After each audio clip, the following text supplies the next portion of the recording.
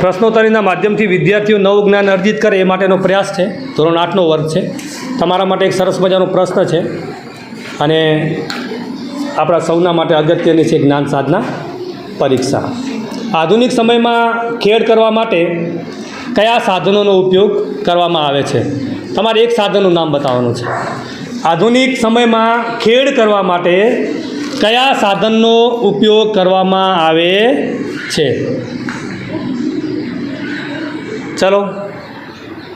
ચલો જીગર કુમાર બતાવો.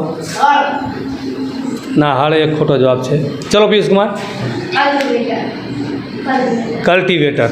બરાબર, કલ્ટિવેટર એ સાચો જવાબ છે. અત્યારે આધુનિક યુગનો મતલબ ટેકનોલોજીનો હોય, બરાબર ને? ટેકનોલોજીનો યુગ. અને ટેકનોલોજીના યુગમાં આપણે હળ તો એ જૂના જમાનામાં હતું. અત્યારે તો શું આવ્યું છે?